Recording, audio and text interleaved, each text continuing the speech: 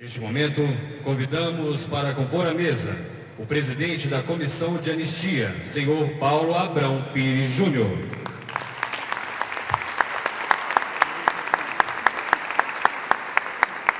A vice-presidente da Comissão de Anistia, a senhora Sueli Aparecida Belato.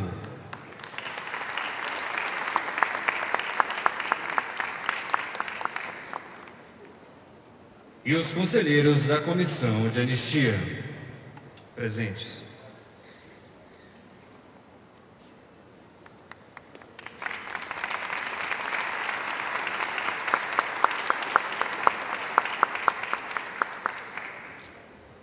Convidamos todos para cantar o hino nacional, que será executado pelo coral do Instituto Federal do Mato Grosso.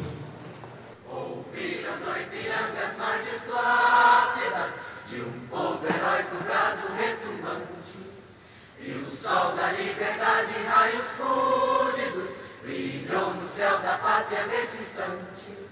Se o penhor dessa igualdade conseguimos conquistar com braço forte, em teu seio, ó liberdade, desafia o nosso peito à própria morte. Ó pátria amada, idolatrada, salve, salve, Brasil do sonho intenso, raio vívido, de amor e de esperança a terra desce. Se em teu formoso céu risonho e límpido, a imagem do cruzeiro resplandece. Gigante pela própria natureza, és bela, és forte, impávido colosso. Se o teu futuro espelha essa grandeza, terra dourada, entre outras mil és tu, Brasil, ó pátria amada, dos filhos deste sol das mães, gentil pátria amada, Brasil. Deitado eternamente em berço esplêndido, ao som do mar e a luz do céu profundo, fulguras, ó Brasil, florão da América, iluminando o sol do novo mundo. Do que a terra mais garrida, seus risonhos lindos campos têm mais flores, nossos bosques têm mais vida, nossa vida no teu seio mais amores. Ó pátria amada, idolatrada, salve, salve, Brasil de amor eterno, seja símbolo. Olá, barão que ostentas estrelado, e diga o verde louro dessa flâmula, paz no futuro e glória no passado. Mas ergues a justiça clava forte, verás que um filho teu não foge à luta. Entende quem te adora a própria morte, terra adorada, entre outras mil és tu, Brasil, ó pátria amada, dos filhos deste sol das mães, gentil pátria amada, Brasil.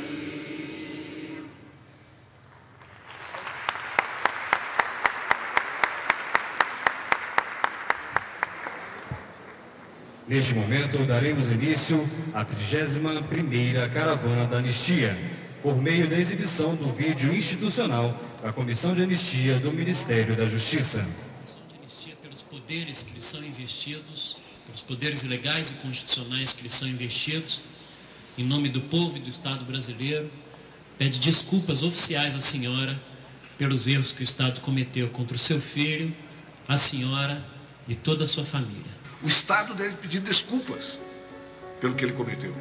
Desculpas. E elas só queriam isso, essa reparação e esse perdão. Perdão. Desculpas. Anos de chumbo, supressão de direitos e garantias fundamentais, cassação de mandatos, prisões arbitrárias, torturas, desaparecimentos, mortes. Estado de exceção como modelo de governo. A resistência à ditadura reuniu brasileiros com origens e histórias de vida bastante distintas, mas que compartilhavam ideais democráticos e tinham, em comum, um projeto de nação inviabilizado com a democracia interrompida. Elas não cometeram crime, porque é legítimo se insurgir contra um governo usurpador e ilegítimo. E foi isso que elas fizeram durante a ditadura. O que não se pode esconder é que a violência massiva veio dos dominadores. A A violência massiva veio do regime. A violência massiva foi para os porões das torturas. E é isso que tem que ficar afirmado para que nós possamos reconciliar a nação. A questão monetária, a reparação econômica, para nós não é o ponto principal. Nunca foi. Nós queremos sempre o reconhecimento e nós, familiares dos mortos desaparecidos, queremos saber como, onde, quando nossos filhos, maridos foram assassinados e aonde estão seus restos mortais. Esta visão de que olhar para o passado é revanche, isto é uma visão de quem tem medo de alguma coisa do seu passado. Não é o caso, né, da Comissão de Anistia e nem do governo atual, que abre a história, né, quer abrir a história, sem revanchismo, sem ódio, mas para que todos a conheçam, para que nós possamos dar solidez à nossa democracia. Cada história tem muitas versões. Às vezes, é impossível apontar vencedores e vencidos, sobretudo quando se tem visões de mundo opostas. De um lado, o aparelho repressor da ditadura, que garantia a manutenção do poder. De outro, os que resistiram à repressão pela luta armada com as guerrilhas urbana e rural ou com outras formas de resistência à repressão do Estado, como fizeram muitos políticos, servidores públicos, civis e militares, estudantes, operários e camponeses. Em 68, eu termino sendo preso com a minha então esposa, com os meus filhos. Os meus filhos tinham 4 ou 5 anos. Um outro amigo meu também é preso, com a sua esposa e a sua filha, e nós ficamos então presos aí durante quase 6 meses, sendo que as crianças de 6, 4 e 3 anos ficaram presos 4 meses e meio. Foi uma situação que demonstra o clima que nós vivíamos no país. Eles abriam até caixa de fósforo, reviraram a casa toda para ver se tinha arma. Livros, levaram todos os nossos livros, eles levaram tudo, todos os nossos livros. Eu fui levada para um cubículo, né? Uma solitária. Eu passei 58 dias nessa solitária, só saía de lá para ser torturada. Eram choques elétricos, era pau de arara, né? O choque elétrico, eles davam choque elétrico dentro do ouvido, nos órgãos genitais, estava a gente nua e nos seios, entendeu? Então, eram os métodos mais atrozes, né? O Estado está pedindo desculpas. Por quê? Foi derrubada, foi quebrada uma Constituição, o Estado cometeu violências dentro da sua legalidade arbitrária e também fora da sua legalidade arbitrária. Paralelamente ao próprio Estado de Direito, entre aspas, da ditadura, se cometeram barbáries e atrocidades. Foi a resistência e a luta pela anistia e pela redemocratização que colocaram fim, em 1988, à ditadura iniciada 2 décadas antes. A consolidação do regime democrático permite reconhecer e anistiar politicamente brasileiros e brasileiras que se tornaram vítimas da repressão do Estado entre 1946 e 1988. Homens e mulheres que foram prejudicados em seus direitos fundamentais: o direito à vida, à liberdade, à segurança pessoal, à opinião, o direito à insurreição contra a tirania. A opção da resistência armada não foi uma opção fácil nem indolor. Ela nos trouxe perdas pesadas, né? Minha mãe foi presa, torturada, meu pai não, foi para o exílio, meus irmãos foram assassinados. Ele não era terrorista, eles mataram ele porque quiseram matar, mas eles eram brasileiros que nem nós. Como pode a sociedade brasileira fundar os teus novos marcos democráticos segundo a premissa da impunidade, da não apuração das violações aos direitos humanos que ocorreram no passado, da ocorrência de uma série de crimes que não são passíveis de anistia e são imprescritíveis e que devem e precisam ser apurados a qualquer momento da nossa história, tal qual os crimes cometidos pelos agentes torturadores do regime militar. Eu desmaiava, eles me reanimavam e a tortura continuava. Eu saí eu tenho 1,5 metro. Eu saí do DOPS com 38 quilos. Era só os ossos. Eu dizia, eu não vou morrer, eu não vou morrer. Eu nasci para viver feliz. E é assim que eu vou viver. Homens e mulheres perseguidos em um passado recente que não pode se repetir jamais. É preciso que aquelas instituições que no passado serviram como instituições a serviço da repressão, em especial na área de segurança pública, agora no regime democrático, sejam vocacionados para os respeitos aos direitos humanos e à cidadania. Nos afastaram do sindicato em 1979, interviram no nosso sindicato, afastaram a diretoria. Os metalúrgicos saberão dar resposta amanhã lá no campo da Vila Cris. Depois de muita negociação, nós voltamos ao trabalho, aí fomos para a greve de 1980, o que ocorreu? Aí em 1980 simplesmente interviram no sindicato, caçaram toda a diretoria e nos enquadraram na Lei de Segurança Nacional. Com Lula ou sem Lula, sem diretoria ou sem diretoria, sem comissão ou com comissão, vocês sairão vencedores dessa luta. Nós fomos viciados, enquadrados na Lei de Segurança Nacional, fomos julgados 2 vezes lá na primeira instância, fomos julgados no Superior Tribunal Militar aqui em Brasília, depois de muita luta, isso sob o processo de condenação para mim, para o Lula e para mais 11 companheiros, fomos 13 sindicalistas enquadrados na Lei de Segurança Nacional. Criada em 2001, a Comissão de Anistia, órgão de assistência direta e imediata ao Ministro do Estado da Justiça, é responsável por examinar os requerimentos de anistia e assessorar o ministro em suas decisões. A Comissão de Anistia tem algumas das páginas mais bonitas da história da construção da democracia no Brasil. Lá estão os processos de quem resistiu ao autoritarismo. E tem a história dessas pessoas, na maior parte, na grande parte, anônimas. Anônimas, algumas deram tudo que tinham, deram até a sua vida para que o Brasil voltasse a ser uma democracia como nós conhecemos hoje. Hoje, qualquer cidadã ou cidadão brasileiro perseguido politicamente entre 1946 e 1988 pode requerer, junto à Comissão de Anistia do Ministério da Justiça, sua anistia política.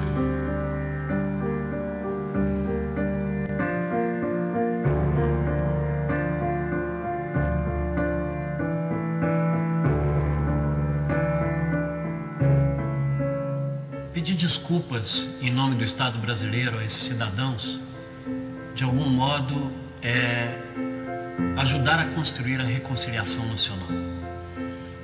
São pessoas que há muito tempo aguardam, por parte do Estado, um gesto de reconhecimento, um gesto de carinho, um gesto de atenção. Cidadãos que nunca romperam o seu amor pela sua pátria, pela sua nação, pelo seu país, a despeito de tudo o que esse Estado fez contra elas. Além de promover a autuação e o julgamento de pedidos de anistia política, a Comissão de Anistia desenvolve 2 outros eixos de trabalho: a educação e a memória. A partir de 2008, a Comissão de Anistia começou a visitar diferentes regiões do país. São as caravanas da anistia, que devem percorrer todos os estados brasileiros a fim de mobilizar a sociedade, difundir e disseminar o conhecimento, promover a cidadania e a democracia. A Comissão de Anistia está organizando seus arquivos compostos por mais de 60 mil processos.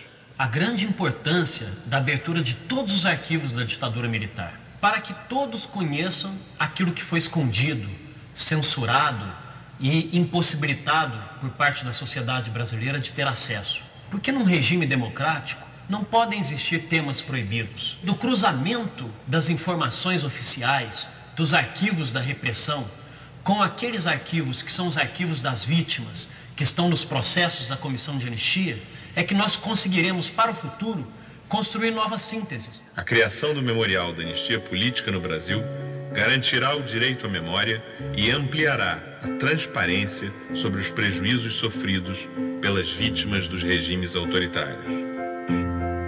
Estimular o diálogo entre o passado e o presente, dando voz aos perseguidos políticos. Anistiar politicamente os cidadãos brasileiros que se opuseram à repressão do Estado e que foram perseguidos politicamente. É o reconhecimento do Estado brasileiro pelos atos de violação que cometeu contra os direitos humanos no período de exceção. Uma história de luta para que direitos e garantias fundamentais fossem assegurados a todos irrestritamente. Uma história que sempre precisa ser lembrada para não se repetir jamais. Se trata de lançar um olhar sobre o passado e de afirmar responsabilidades.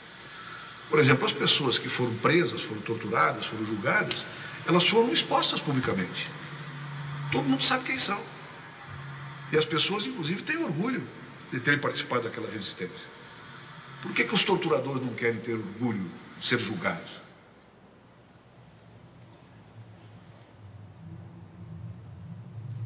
Eu já encontrei alguns. E agora tem um que mora perto de casa. E eu olho bem para a cara dele. E ele se enrosca todo e sai correndo. Sai. Eu conheço centenas de pessoas que disseram: eu participei da luta armada, acertei, errei, cometi erros, cometi acertos, mas estou aqui, exposto publicamente. Por que os que torturaram, os que mataram, os que cometeram violentas ilegalidades dentro do próprio regime, eu insisto? Porque o regime não tinha nenhuma lei que permitia a tortura.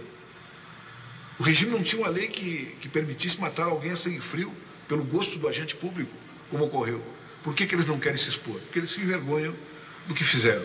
Mas essa vergonha, ela tem que ser um patrimônio da nossa história em direção ao futuro. A Comissão de Anistia, ela faz isso. Nós gostaríamos de pedir desculpas oficiais pelos erros que o Estado cometeu contra o senhor. Do jeito que a gente via, a gente não achava que isso um dia podia acontecer, né? Ele subia-se num palco e pedia perdão. E cuja relatoria do processo lhe caberá na sessão de hoje. Ao seu lado, a conselheira Marina da Silva Steinbruch, também jurista, militante em favor dos direitos humanos de São Paulo, São Bernardo do Campo. E ao seu lado direito, o conselheiro Virgínios Lianza da Franca, também advogado na Paraíba. Nós temos que inicialmente declarar os trabalhos abertos, oficialmente, e fazer uma breve, cumprimentando também as autoridades que aqui estão, Moacir Gadotti, presidente do Instituto Paulo Freire, Erastos Fortes, representando o ministro Paulo Vanucchi, da Secretaria Especial de Direitos Humanos, Silvino Reck, assessor especial da Presidência da República, Eliezer Pacheco, secretário de Educação Profissional e Tecnológica do MEC, representando o ministro Fernando Haddad, reitores dos Institutos Federais de Educação, Ciência e Tecnologia, faço referência na figura do professor a todos, do professor e reitor José Geraldo Souza Júnior, deputados que aqui estão conosco, parlamentares, autoridades da sociedade civil, Maria Eunice Araújo, assessora especial do ministro da Justiça Tarso Genro, e também, em especial, a senhora Ana Maria Freire, viúva do Paulo Freire, que aqui está conosco acompanhando essa nossa sessão. Os trabalhos, eles são muito simples. A comissão, ela recebe os requerimentos de todos os perseguidos políticos. Esses requerimentos seguem uma tramitação dentro da Comissão de Anistia. São buscadas documentos dos arquivos relativos aos órgãos de repressão, do SNI, dos DOPs, do Superior Tribunal Militar e quaisquer outras fontes que são juntadas aos documentos, além de documentos pessoais que as próprias partes trazem ao processo.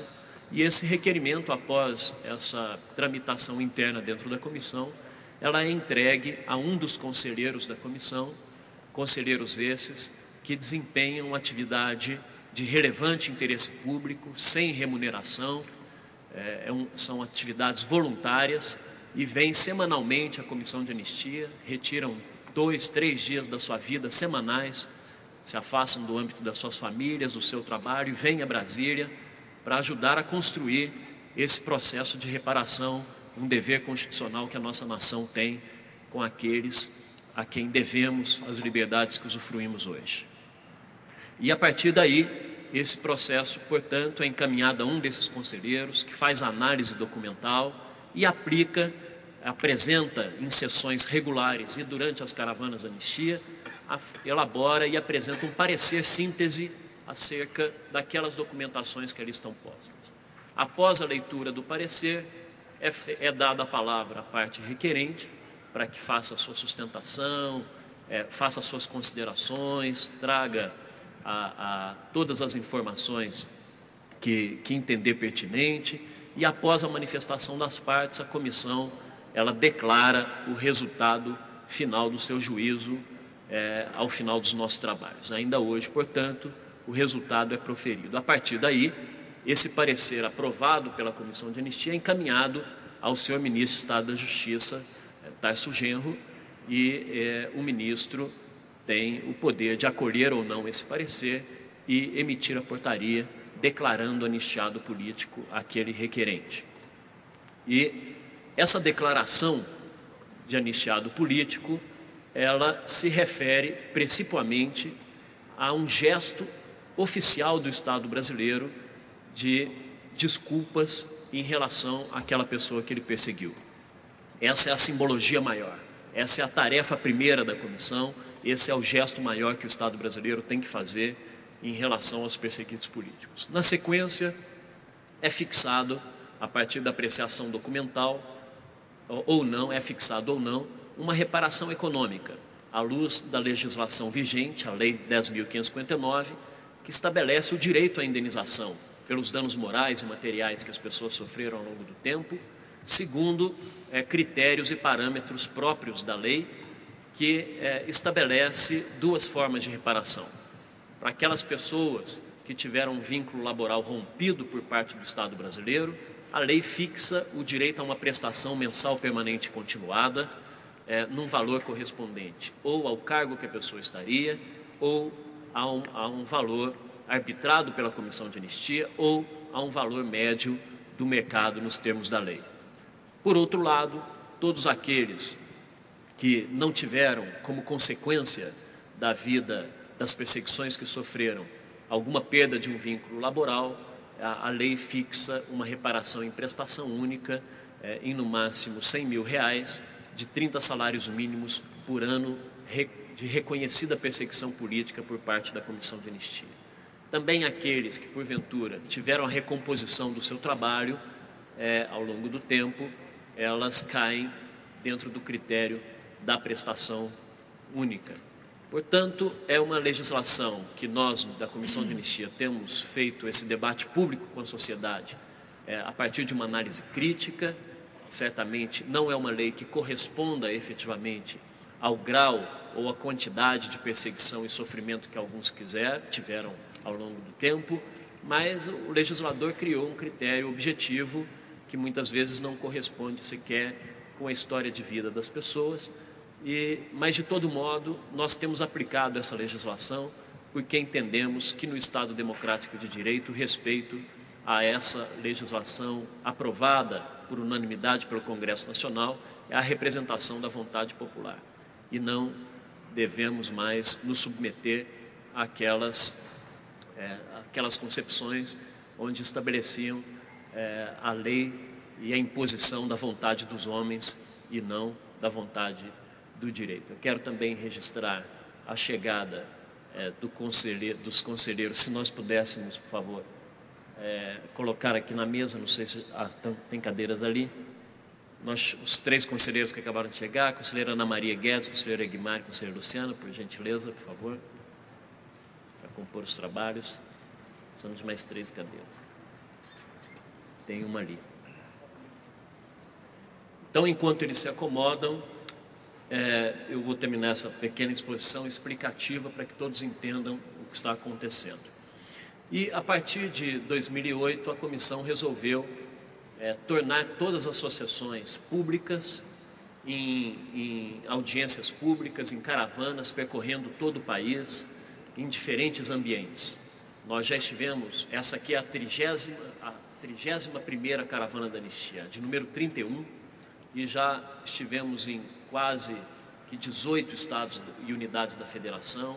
Realizamos já sessões de julgamento da Comissão de Anistia em assembleias legislativas, dentro de palácios de governo, dentro de tribunais de justiça, mas especialmente nós dirigimos essas atividades para os espaços educacionais, em universidades, em escolas, em sindicatos. Já realizamos sessões de julgamento até mesmo em praça pública, dentro de assentamentos rurais de trabalhadores sem terra, e com esse propósito de que a sociedade precisa cada vez mais entender a função política que o processo de reparação aos perseguidos políticos tem, não só para a formação cívica da população atualmente, mas para uma reflexão profunda em relação aos episódios que ocorreram no passado, em relação a essa prevenção e essa precaução com a possibilidade da instrumentalização dos aparatos estatais em favor do desrespeito aos direitos humanos, do autoritarismo, da ausência das liberdades públicas e das violações à dignidade da pessoa humana. Então é com essa responsabilidade histórica que a Comissão de Anistia tem procurado desenvolver o seu trabalho, procurando, certamente, complementar as iniciativas já existentes nos diferentes e nos outros órgãos e ministérios que compõem o Estado brasileiro, a partir das iniciativas de educação e direitos humanos que já existem dentro do Ministério da Educação, todas as iniciativas de preservação da memória e da verdade que a Secretaria... Próprias palavras da epígrafe do livro Pedagogia do Oprimido, ou seja, a interrupção da utopia. A perseguição do Paulo Freire foi a negação dos princípios civilizatórios da República, uma forma vil que consistiu em impedir que milhares de cidadãos e cidadãs brasileiras pudessem aprender a ler e a escrever, mas principalmente tivessem a oportunidade de se conscientizar sobre a sua situação existencial concreta, desvelando as injustiças que os envolviam. Ao condenar e expurgar as práticas educacionais de Paulo Freire, a ditadura pretendeu evitar que a tomada de consciência do povo abrisse caminho para a expressão das insatisfações sociais que eram componentes reais das relações de opressões vigentes na época. Importava, portanto, em fazer da educação um processo de domesticação e não de libertação, como possibilitava o método Paulo Freire. Esse foi o meio mais sofisticado para negar a liberdade e frear a emancipação dos setores populares.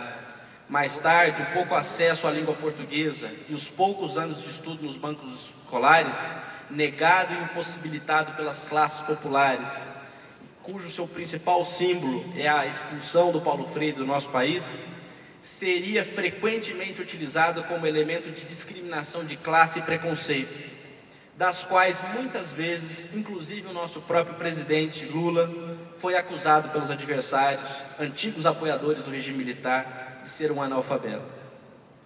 A perseguição a Paulo Freire, mais do que qualquer outro caso já julgado pela Comissão de Anistia, constitui um caso de perseguição coletiva. É uma perseguição direta ao povo brasileiro.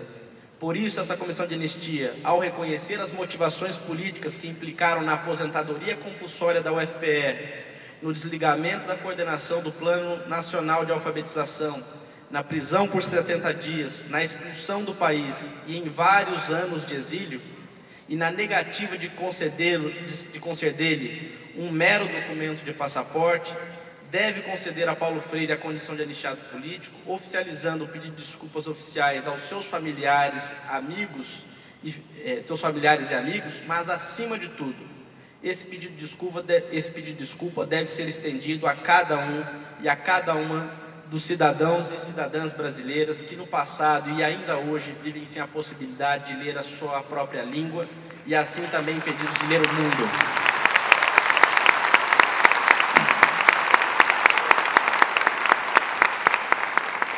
Agora apontamos esta como uma das mais graves barbaridades e violações de direitos fundamentais que foi perpetrada pelos governos ditatoriais que sucederam durante 20 anos desde 64. As certidões da ABIN, antigo Serviço Nacional de Inteligência, com 22 páginas, mostram-nos que Paulo Freire continuou a ser monitorado até 1990.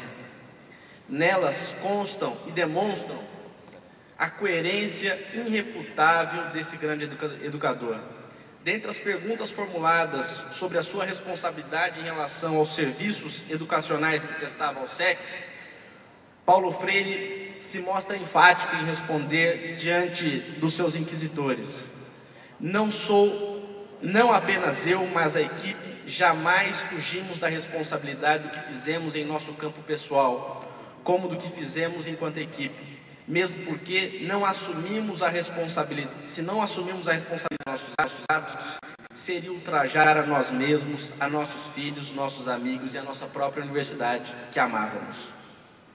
Quanto às acusações de que seria comunista, o Diante apresenta no inquérito a seguinte declaração: nunca se leu ou nunca se quis ler ou ouvir que defendia ou que defenda exatamente e a do corpo de seus filhos, citando Josué de Castro: só quem nasceu na cultura do Recife, que já viu nascer milhares de homens e de mulheres de vida severina e destino severina, como disse o nosso poeta João Cabral de Melo Neto, pode pensar como Paulo pensou. Sua compreensão epistemológica e antropológica, política e ética, crítica e libertadora da educação, que se alonga e atinge as mais diferentes áreas das ciências e da filosofia, não poderia ser qual é se Paulo fosse um homem que tivesse nascido e vivido no norte, no hemisfério norte.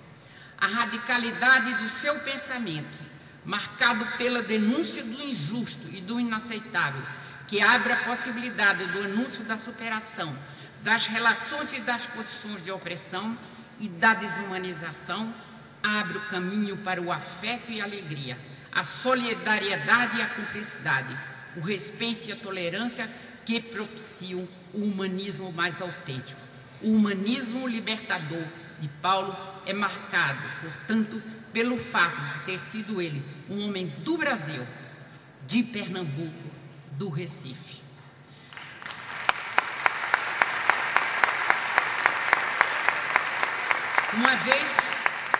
Uma vez caminhávamos pelo cais José Mariano no Recife, de repente ele me disse: Nita, que era o nome que ele me chamava, Nita, ainda bem que eu não morri na Suíça.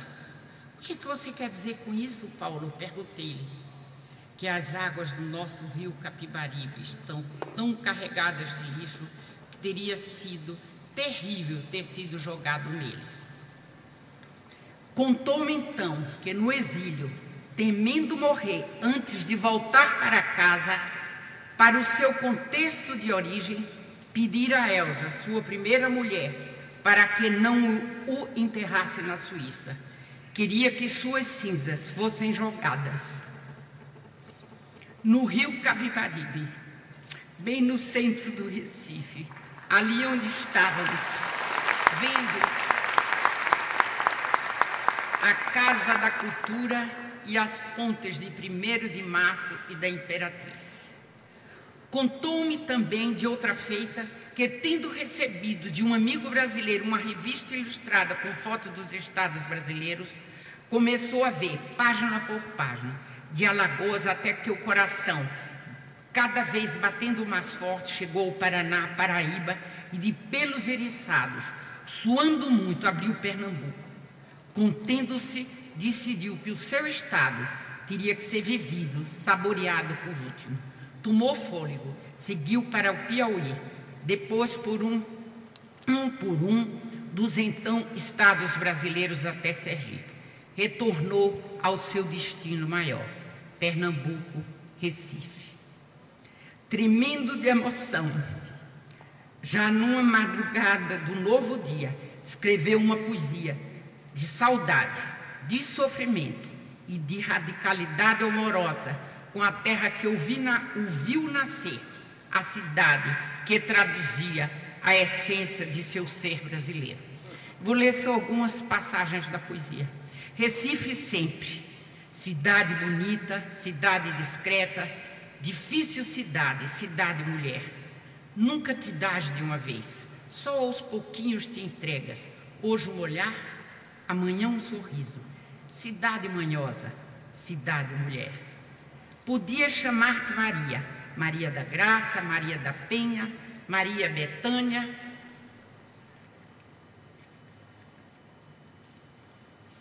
Maria das Dores. Seria sempre Recife, com suas ruas de nomes tão doces: Rua da União, Rua das Crioulas, Rua da Aurora, Rua da Amizade, Rua dos Sete Pecados. Podia chamar-te Maria, Maria da Esperança, Maria do Socorro, Maria da Conceição, Maria da Soledade. Recife, onde tive fome, onde tive dor, sem saber porquê. Ainda onde hoje, ainda milhares de Paulos, milhares de Paulos, sem saber porquê, têm a mesma fome, a mesma dor, raiva de ti não posso ter. Recife, raiva de ti não posso ter. Recife, cidade minha, já homem feito, teus cárceres experimentei. Neles fui objeto, fui coisa, fui estranheza. Não me entendem se não te entendem. Minha goludice de amor, minhas esperanças de lutar, minha confiança nos homens, tudo isso se forjou em ti. Minha infância triste, na adolescência amarga, o que penso, o que digo, o que escrevo, o que faço, tudo está marcado por ti. Sou ainda o menino que teve fome, que teve dor, sem saber porquê. Só uma diferença existe entre o menino de ontem e o menino de hoje que ainda sou. Sei agora porque tive fome, sei agora porque tive dor. Recife, cidade minha. Se alguém me ama, que a ti te ame. Se alguém me quer, que a ti te queira. Se alguém me busca, que em ti me encontre. Na amorosidade de quem lutou e de quem luta, de quem se expôs e de quem se expõe, de quem morreu e de quem pode morrer, buscando apenas, cada vez mais, que menos meninos tenham fome e tenham dor, sem saber porquê. Por isto disse, não me entendem.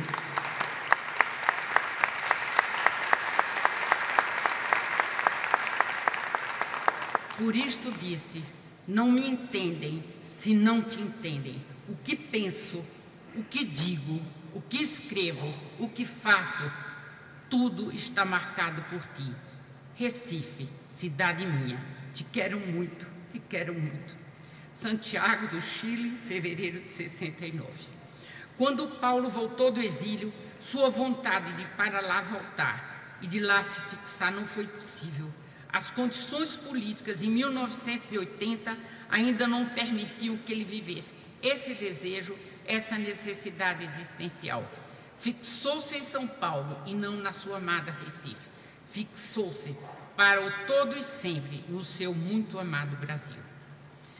Quero agradecer aos advogados que cuidaram desse processo de reconhecimento, a minha amiga doutora Carla Romar, Pietro Alarcon, Ricardo Cury. Quero agradecer ao ministro da Justiça, aqui representado pelo senhor Paulo Abraão, e a ele mesmo, como presidente da comissão, e a todos e todas que trabalharam no processo de anistia. Quero agradecer os representantes do ministro Fernando Haddad. Quero agradecer a todos os que trabalharam para o brilhantismo dessa festa. Não posso esquecer neste momento tão solene e importante para a história da vida de Paulo, de Elza, que viveu o exílio com ele,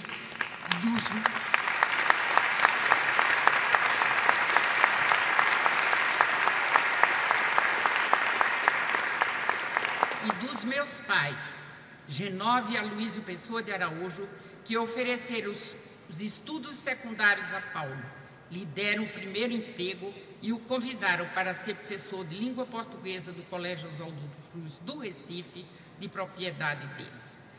Sem o humanismo generoso de meus pais, possivelmente, Paulo não teria se tornado o educador e homem que foi. Hoje, Paulo, você pode descansar em paz. Sua cidadania plena.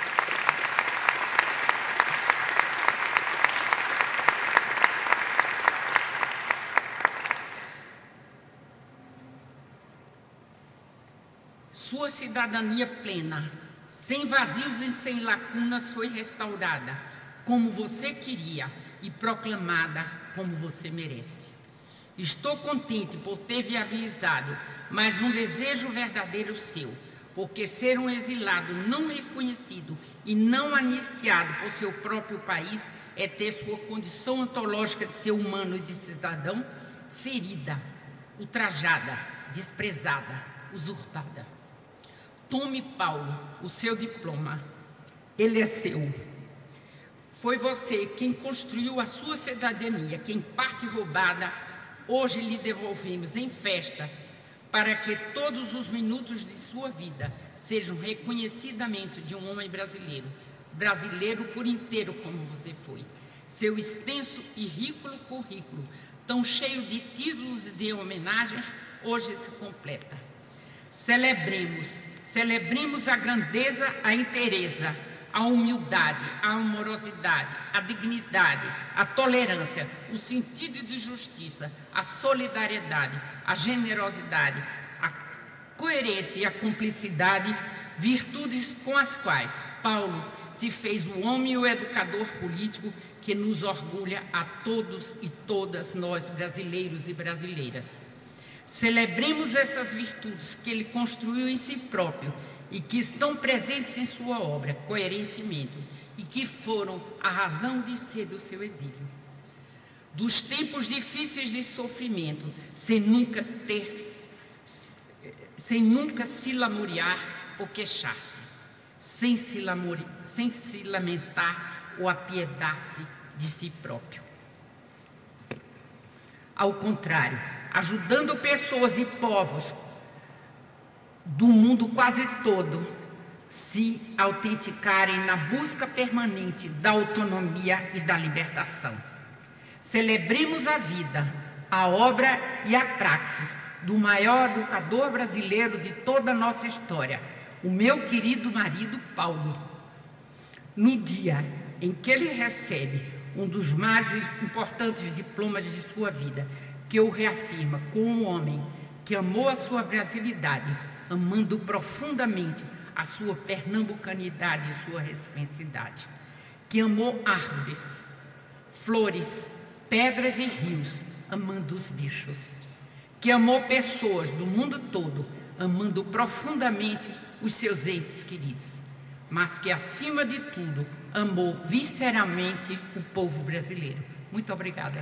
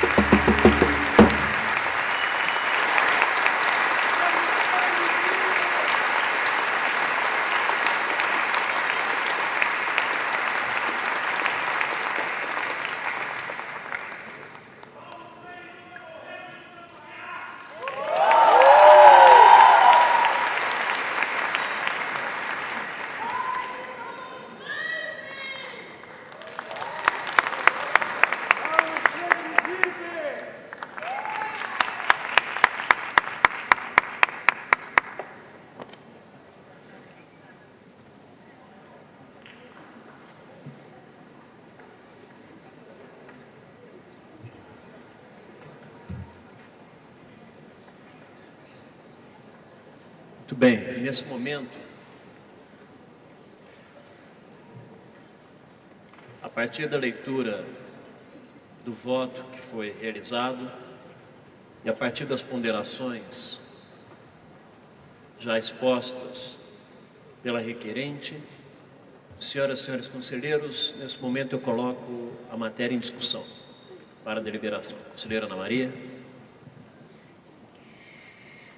Senhor presidente, senhoras e senhores conselheiros, autoridades presentes e educadores deste encontro, especialmente a senhora Ana Maria, minha xará, a mulher de Paulo Freire, que o acompanhou nos últimos anos da sua vida.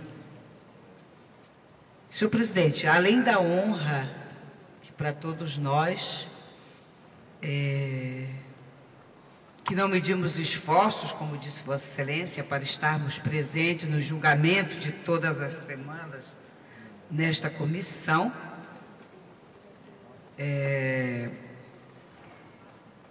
eu gostaria apenas de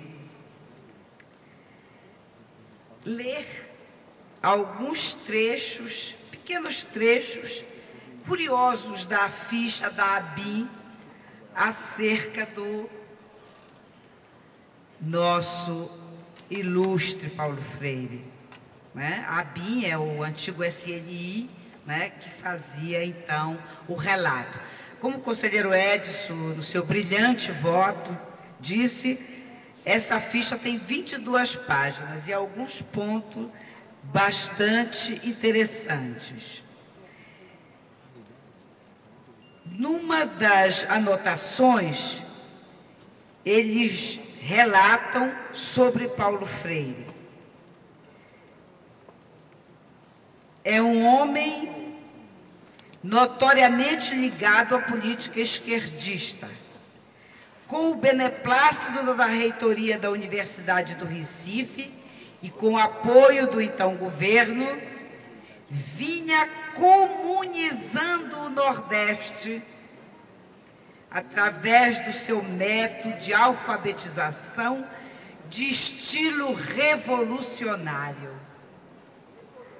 Revolucionário para nós no sentido de que realmente revolucionou o mundo da educação, não só do Brasil, mas como do mundo.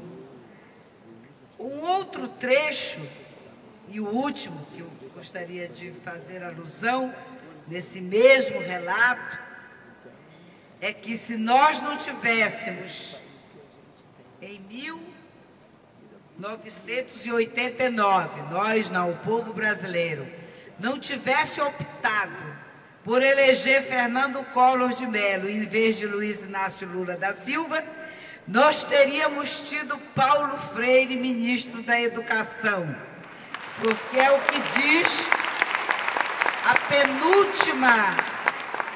a penúltima anotação dessa ficha. Ainda em 1989, o PT anunciou uma lista com o nome de diversas pessoas, entre elas Paulo Régulos Neves Freire, as quais deveriam fazer parte do primeiro escalão do governo da Frente Brasil Popular. Então, senhoras e senhores, eu fiz questão de ler estes dois trechos da ficha das anotações dos órgãos de repressão brasileiro sobre a vida deste ilustre brasileiro Paulo Freire, que nós também o reverenciaremos a partir do dia 1º de novembro próximo, no Confiteia, que será realizado em Belém, na minha cidade. Nós teremos o orgulho de sediar. Com certeza, muitos de vocês estarão em Belém nessa ocasião. Então, senhor presidente, senhoras e senhores conselheiros, parabenizando o eminente conselheiro Edson pelo brilhante voto e dizer da nossa enorme alegria de fazer parte de ajudar a recontar a história do nosso país. Muito obrigada. Nós agradecemos, conselheira Ana Maria. Certamente nós estamos diante de um requerimento que não há entre os conselheiros controvérsia. Não há nenhuma dúvida de que Paulo Freire foi um perseguido político, deve ser legal e constitucionalmente declarado anistiado político e, portanto, também as considerações do voto do conselheiro Edson são muito elucidativas para todos nós. Eu gostaria de propor aos conselheiros, todos os demais, que nós consideremos a manifestação da conselheira Ana Maria Oliveira em nome de todos, até para que nós também possamos abreviar essa sessão em razão das demais atividades que nós teremos.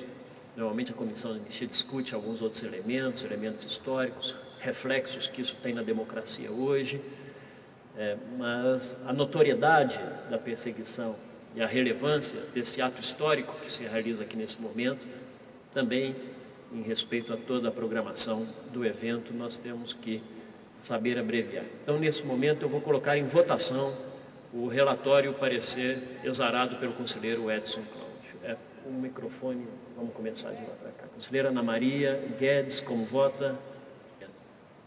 Como vota a conselheira Ana Guedes? Eu acompanho o ilustre relator e parabenizo o relator Edson Pistori. Conselheiro Egmar. Goiás vota pela anistia de Paulo Freire. Conselheiro Eneá. Com muita honra e emoção, acompanho o relator. Conselheira Rita. Com muita satisfação, acompanho o relator. Conselheiro Zé Carlos. Acompanho o brilhante relator. Conselheira Wanda. Acompanho o relator. Conselheira Sueli. Acompanho e presto uma homenagem a todos os que se integraram na luta pelo Plano Nacional de Alfabetização nesse Brasil. Conselheira Ana Maria. Eu acompanho o relator, senhor presidente, e a anistia de Paulo Freire se estende a centenas de educadores do PNA que já foram anistiados por esta comissão. Obrigado. Conselheira Marina. Acompanho o voto. Conselheiro Virgínios. Também acompanho o relator. Conselheira Luciana. Para que nunca deixemos de lutar contra a pressão e para que sempre lutemos pela autonomia dos indivíduos e da humanidade, eu voto pela anistia do educador Paulo Freire. Conselheira Luciana, muito obrigado.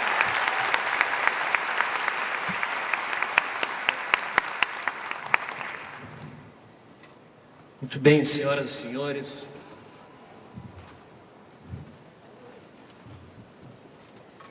A Comissão de Anistia, nas suas responsabilidades históricas, já anistiou as centenas de personalidades do mundo brasileiro, centenas de resistentes, revolucionários, pessoas que nunca baixaram a guarda diante da opressão. Nós já anistiamos o presidente João Goulart, nós já anistiamos Leonel Brizola, Miguel Arraes, tantas personalidades. Nós já anistiamos centenas e milhares de brasileiros anônimos. No dia de hoje, e oficialmente, e por unanimidade de decisão dos conselheiros, o caráter especial que se reveste a decisão da anistia de Paulo Freire é de que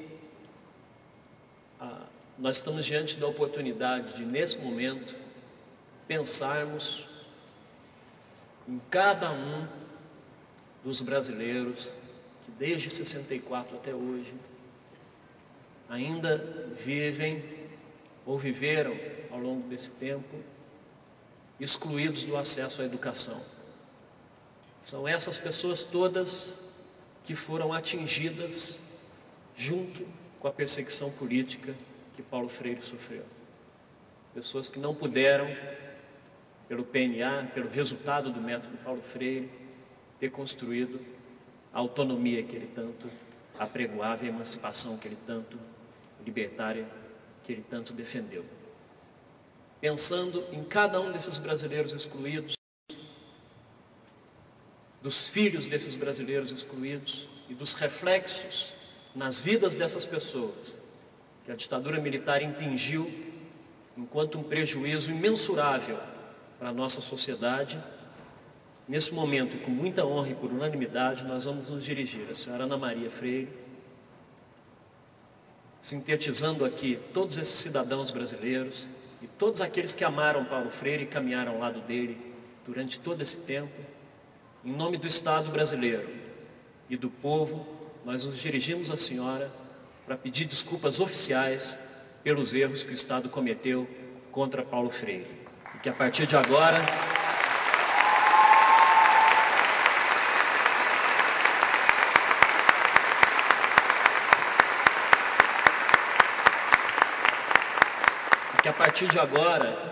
cada um dos que aqui estão possam multiplicar em cada um dos cantos do Brasil e anunciar em alto e bom tom que o Brasil anistiou Paulo Freire.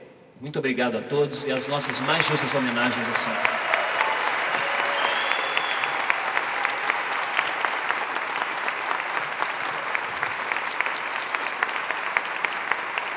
Neste momento, encerramos a 31ª Caravana da Anistia.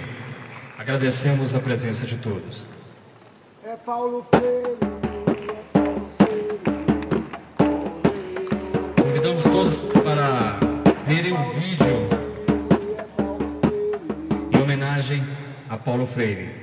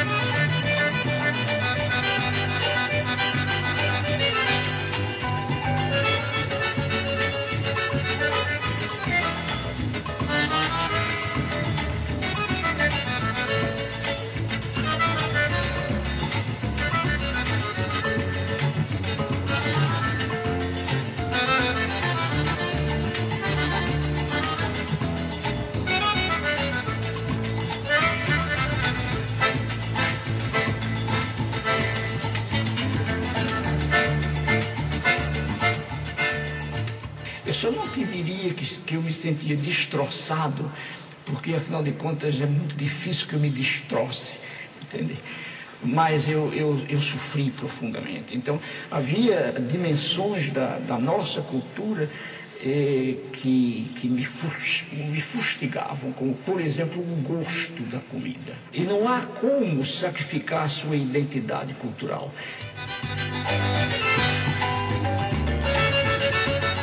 Aqui nessa sala que o Joaquim se levantou um dia durante o processo da busca, da pesquisa, e foi ao quadro negro, apanhou o giz e escreveu Nina. E quando acabou de escrever Nina, ele deu uma gargalhada nervosa que quase não terminava. E eu disse: Joaquim, que passa, que há contigo? E ele riu, olhou para mim e disse: puxa, Nina é o nome de minha mulher. Quer dizer, eu hoje ainda me sinto profundamente emocionado pela significação simbólica. Eu percebia nos olhos deles, nas caras deles.